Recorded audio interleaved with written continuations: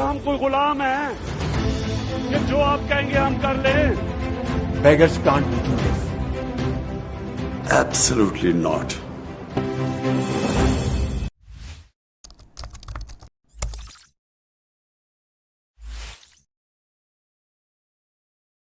बिस्मिल्लाहिर्रहमानिर्रहीम, अस्सलाम वालेकुम।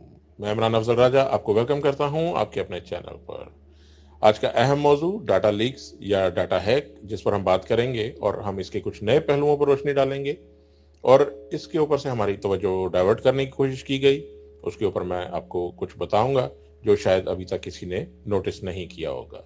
तो आप इस वीडियो को लाइक कर लीजिए और चैनल को सब्सक्राइब कर लीजिए और बेल आइकन दबा लीजिए ताकि आपको नोटिफिकेशन आते रहें। आगे बहुत जबरदस्त वीडियोस आने वाले हैं। तो जनाब, बात करते हैं डाटा लीक्स की या डाटा हैक की। क्या हुआ, कैसे हुआ, इस पर बहुत बात हो चुकी है। हम इस पर बात करेंगे कि कौन कर सकता है या किसने करवाया होगा। इस पर अभी तक किसी ने बात नहीं की। ऐवान सदर, वजीर आजम हाउस या कोई भी अहम जगह सिक्योरिटी के लिहाज से खास अहमियत की हामिल है। यहाँ कोई भी स्टाफ मेंबर या कोई भी शख्सियत कितनी भी अहमियत की हामिल क्यों ना हो, सिक्योरिटी स्क्रीनिंग के बगैर नहीं गुजर सकते, सिवाय सरबराहान मुमलिकत या इदारों के सरबराहान के। फिर कैसे मुमकिन था कि कोई वज़ीर आज़म हाउस को बक कर ले? इसकी दो ही सूरतें हैं। या तो सिक्योरिटी स्टाफ में शामिल आला अहदेदार जिसने जानबूझकर ऐसी डिवाइस अंदर जाने दी जिसे स्कैनर में पिकअप होना चाहिए था, या फिर वो लोग जिन्हें बगैर स्कैन अंदर जाने की इजाजत थी। मैं इस शक में नहीं जाना चाहता कि ये हरकत शहबाज शरीफ के खानदान या किसी करीबी साथी ने की, क्योंकि ये हरकत उनके वज़ीर आज़म हाउस में दाखिले से पहले की है। अब इस पॉइंट पर आते हैं कि साबिक वज़ीर आज़म इमरान खान साहब जब भी अपनी काबीना का इजलास करते थे तो अक्सर औकात दौरान इजलास कार्रवाई की खबरें या इजलास के फौरी बाद बगैर किसी प्रेस रिलीज या अहम रहनुमा के इंटरव्यू के अंदरूनी बातें चंद मखसूस मीडिया हाउसेज या एक मखसूस सहाफियों के टोले तक पहुंच जाती थी। बिल्कुल ऐसे ही जैसे खतूत लिखने में मशहूर एक जोड़ी जिनके खतूत मंजिल तक पहुंचने से पहले मतीउल्लाह जान या अब्दुल कयूम सदीदी तक पहुंच जाते हैं। खैर, वो जोड़ी खुद व्हाट्सएप करती थी। तो क्या ये बगिंग बहुत पहले से जारी है? जी हाँ, और इसे हल्के नमूनों के साथ लीक किया जाता था ताकि वक्त जरूरत काम आए और काम निकलवाने में आसानी भी हो। याद रहे, इमरान खान साहब से छुटकारे की असल वजह ही ये थी कि वो अपनी मर्जी करते थे और सहूलतकारों को ऐसे लोगों की जरूरत थी जो अपनी बदउनवानी और चोरियों की वजह से जी हजूरी कर सके। लिहाजा उनके केसेस आहिस्ता आहिस्ता बंद होने लगे, अदालतों से क्लियरेंस मिलने लगी। तो स्टेक होल्डर्स ने कुछ तो ऐसा हाथ में रखना था जो काम भी ना रुके और कठपुतलियां भी हाथ में रहे। यहाँ दो बातें तो कंफर्म है कि इमरान खान साहब के खिलाफ ऐसा कोई मवाद ना मिला जिसे इस्तेमाल किया जा सकता।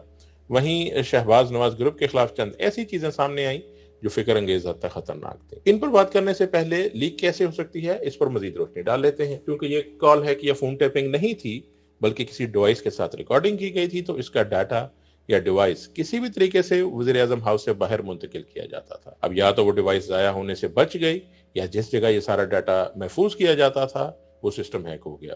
जाहिर बात है, ये कोई पीसी था या कोई लैपटॉप था या कोई भी ऐसी स्टोरेज थी। तीसरी सूरत ये भी हो सकती है कि शरीफ खानदान को औकात में वापस लाने के लिए खुद लीकेज की गई हो, जिसका इम्कान कम है क्योंकि इसके लिए एक आध ऑडियो ही काफी होती।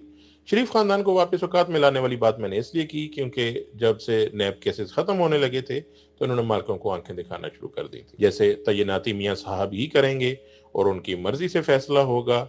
ये बयानात कुछ रहनुमाओं ने देने शुरू कर दिए थे। ओ भाई, आपको आपकी मर्जी के फैसले करने नहीं लाया गया, आपको जैसा हुक्म दिया जाता है आपने वही करना है। अब यहाँ पिन पॉइंट करते हैं ऑडियोज के इस ढेर में से। पहले तो मरियम सफदर की अपने दामाद के लिए इंडिया से प्लांट मंगवाने की सिफारिश। इसका साफ मतलब ये था कि अचानक मखसूस मीडिया हाउसेज इंडिया से आलू प्याज सस्ते खरीदने और तजारत से पाबंदियां हटाने की बात करने लगे थे। इंडिया के चाइना से लद्दाख तनाजे की मिसाल बनाकर पेश की गई और वो दुश्मनी के बावजूद बिलियन ऑफ डॉलर्स की तजारत कर रहे हैं, ऐसा बयान किया गया। क्या चाइना का लद्दाख तनाजा कश्मीर जितना बड़ा है? हरगिज नहीं। ये सब शरीफ खानदान को फायदा पहुंचाने की पेशबंदी थी और वो लोग सहूलतकार थे जो इंडिया में मुतनाज़ा कानून पास होने के बाद इमरान खान को जिम्मेदार ठहराते थे, क्योंकि जब वो बिल पास हुआ तो इमरान खान की हुकूमत। हैरत है, ऐसा भी मुमकिन है। दूसरा मामला था काबीना या पार्टी इजलास का, जिसमें राना सना, ख्वाजा आसिफ, आजम तारड़, एहसन इकबाल और एक और शख्सियत जो एजाज सादिक हो सकते हैं शहबाज शरीफ के साथ बैठे थे। और वहां पीटीआई के इस्तीफों का मामला जेर बहस था कि कितने मंजूर करने हैं और कौन से हलकों के मंजूर करने हैं। फिक्र अंगेज बात यह है कि जो डिस्कशन हुई और जिन हलकों को शॉर्टलिस्ट किया गया हूबहू उन्हीं हलकों के इस्तीफे इलेक्शन कमीशन ने कबूल किए। मजीद तशवीशनाक बात कि अदालत ने भी इस हरकत पर एतराजात मुस्तरद कर दिए। क्यों?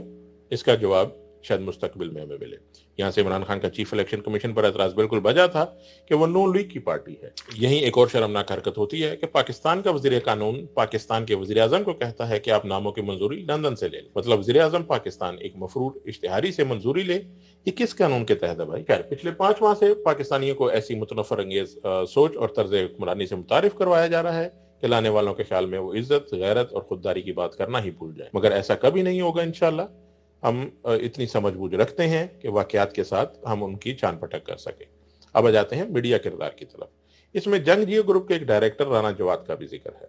ये वही मोहरा है जिसे अब्बा जान की आजरबाईजान की तरफ से आने वाली टोकरियां भी दी जानी थी। अंसार अब्बासी के बदनाम जमाना राना शमीम स्कैंडल में एक किरदार भी मुलविस था और अब दोबारा राना इलियास के साथ इसका नाम आया है और मीडिया वाले शरीफ खानदान को उनके कारोबारी या हुकूमती उमूर में मशवरे भी देते हैं। क्या एक आम आदमी इतनी जहनी अप्रोच रखता है कि वो आपको सरकारी पॉलिसी में मशवरे दे सके? कहां आपने फहद हुसैन को एडवाइजर लगा दिया और वो मीडिया पर ही नित नए तजुर्बे कर रहा है। इन शर्मनाक और फिक्र अंगेज लीक्स के बाद आता है एक ट्विस्ट। पहले तो बजाय रिकॉर्डिंग कंटेंट पर बात करने के इसे डाइवर्ट कर दिया गया। तमाम हुकूमती अरकान को सांप सूंघ गया। ना कोई प्रेस कॉन्फ्रेंस हुई, ना कोई मीडिया टॉक हुई। फिर अचानक मरियम औरंगजेब अपने घर से या ऑफिस से या उस जगह पर जहां वो ठहरी हुई थी उस जगह कॉफी पीने पहुंच जाती हैं जो पीटीआई का गढ़ है। बिल्कुल इसी तरह जैसे पहली तहरीक अदम एतमाद के वक्त एहसन इकबाल, मरियम औरंगजेब, मुसद्दिक मलिक पार्लियामेंट के बाहर मीडिया टॉक के लिए पहुंचे थे जहां पीटीआई कारकुनान इज़हार यकजहती के लिए जमा थे और वहां बदमजगी की गई ताकि माहौल खराब हो और नून लीग का मखसूस मीडिया अटेंशन डाइवर्ट कर सके। याद रहे ये नून लीग और चंद मीडियाई दिमागों का पिछले 4 सालों से किसी भी वाकये को दबाने का सबसे कामयाब हरबा है। पाकिस्तान की नाकाम तरीन हुकूमत की रुकन और प्रेस कॉन्फ्रेंस में इमरान खान साहब पर तौहीन मजहब के बेबुनियाद इल्जाम लगाकर उनकी जान खतरे में डालने वाली मकरूह तरीन खातून को देखकर आम लोग मुश्तइल हो गए और उन्होंने हस्ब ज़ायका चोर चोर के नारों के साथ काफी और नीमको का लुत्फ भी दुबाला कर दिया। याद रहे पाकिस्तानियों के गमो गुस्से की एक वजह आबिद शेर अली, नवाज शरीफ के ऑफिस बॉयज नसरुल्लाह वगैरह और गार्ड्स का मुजाहिरीन को गालियां निकालना भी है। अब यही मीडिया का प्लेटलेट्स माफिया फिर एक्टिव हो जाता है और इस इशू को पाकिस्तान का सबसे बड़ा मसला बनाकर पेश करता है। इन्हीं लोगों ने नवाज शरीफ की मनगढ़ंत बीमारी का ड्रामा रचाया था और इस कैंपेन की कामयाबी के बाद हर मौके पर यही अरब आजमाते हैं और लोगों का ध्यान असल मसले से हटा देते हैं। इन फिक्री बददियानत मीडिया की काली भेड़ों ने इस वाकये का सारा इल्जाम इमरान खान पर धरने की कोशिश की और वो उन पर इल्जाम लगाए जैसे किसी गलती की जिम्मेदारी उसके वालिदैन नहीं बल्कि सियासी लीडर होते हैं। खुलासा ये है कि तमाम हरबे आजमाने के बावजूद आज 2022 में अक्सरियत को पागल बनाना नामुमकिन है, क्योंकि अवाम जानती है अगर शरीफ और जरदारी खानदान के अलावा चंद अहम सरकारी ओहदेदारान अपने बीवी बच्चों के जवाब दे नहीं है तो एक आलमी लीडर जो अपने करोड़ों सपोर्टर्स की इनफरादी अमाल का जवाब दे कैसे हो सकता है? किसी के पास कोई जवाब है? बेशक नहीं। अल्लाह हम सब का और पाकिस्तान का हामी नासिर हो। अस्सलाम वालेकुम।